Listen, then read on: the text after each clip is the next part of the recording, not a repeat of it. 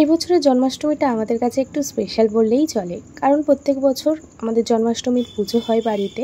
এবছরও যথারীতি আমাদের বাড়িতে জন্মাষ্টমী পুজো হচ্ছে। এবছর জন্মাষ্টমীতে মা পুরো নির্জলা উপোস ছিল। নির্জলা উপোস করে মা নিজের হাতে সবকিছু বানায়। এবছর থেকে আমাদের গোপু সোনার জন্মদিনটা প্রত্যেক বছর এইভাবে আরো সুন্দর করে পালন করা হবে। হঠাৎ করে আমাদের বাড়িতে গোপু সোনার আগমন।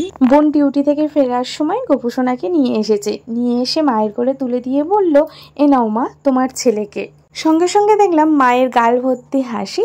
দেখেই মনে হলো মা বেশ খুশি হয়েছে, কারণ ভাই চলে যাওয়ার পর থেকে মা বেশিরভাগ সময়টা ঠাকুর ঘরেই কাটিয়ে দেয়। এখন বেশ ভালোই হলো, এখন থেকে গোপু সোনাকে নিয়ে মায়ের অনেকটা টাইম কেটে যাবে। তাই আজ দেখো, গোপু সোনার জন্মদিনে মা ও বোনেরা নিজের হাতে গোপুর পছন্দের সবকিছু আয়োজন করছে কত সুন্দরভাবে।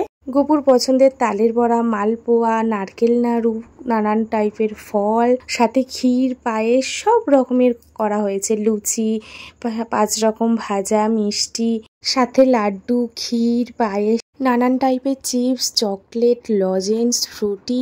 গোপু যা যা খেতে ভালোবাসে সব কিছু দেওয়া হয়েছে। আজকে সব থেকে আমাদের কাছে স্পেশাল কেন বলো তো? কারণ মা এখন কিছুই দেখাশোনা করে না, নিজের খাওয়াটাও ঠিক টাইম মতো খায় না। মা সারাদিন ঠাকুর ঘরেই পড়ে থাকে আর সবসময় ঠাকুরের নাম। আজকে মা নিজের হাতে সব কিছু গোপুর জন্য আয়োজন করেছে। অনেকদিন পর মাকে এইভাবে দেখে আমাদের আজকের ভীষণ ভালো লাগছিল। তাই আমাদের কাছে এবছর জন্মাষ্টমীটা খুবই স্পেশাল একটা